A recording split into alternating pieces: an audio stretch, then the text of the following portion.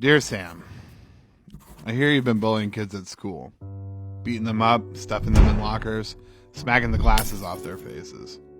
You're a big 12-year-old boy, well ahead of the puberty curve and angry. You come by it rightly. Your dad was big. I was big. Angry too. That's all family stuff. Adults say that it gets better. Maybe it does, but it won't tomorrow, and it more often gets better for the kids who get beaten than the kids who do the beating. The kids who do the beating remain befuddled by the contradiction at their core. How can I be the biggest kid in my grade, a popular kid, and a budding sports standout, you're thinking, and still feel like a great big nothing? Your dad felt the same thing all through high school. He was big and bad and easily great. I idolized him. He was moving weights at age 18 that I still can't move in my 30s after decades of powerlifting training. But he was also tucked away in that big body like it was a turtle show. He was a big man on campus, but a small man at home.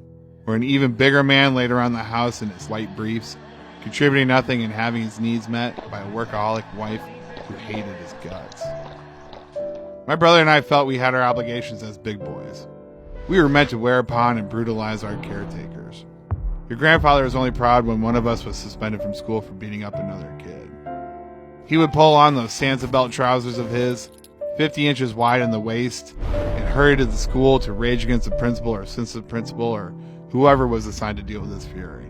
He would slam his big fat fist down on the table and shout that his boys were being railroaded by an unjust system that targeted the preternaturally strong. Because you're big, you will remind people of their schoolyard bullies, abusive fathers, and selfish lovers. They will look at you and do the math. A big man is going to be a bad man, a lazy man, a stupid man. A man who will take what he wants because he can grab their skinny arms and push them down. This will isolate you. I'll tell you what it did to me. It made me retreat to my room, where there was nothing to do but sit around and think.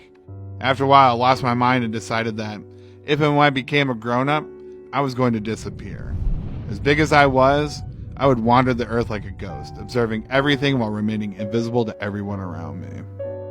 As you grow up, my hope is that you step back and think about who you are and what you do.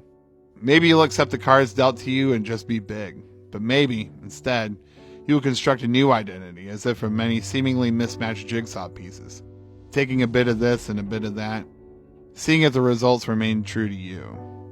What you have to do, nephew, is carve out a space to think that's big enough to accommodate your biggest thoughts.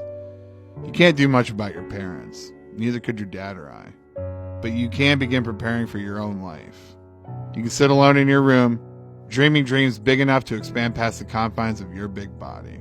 Love, Oliver Lee Bateman.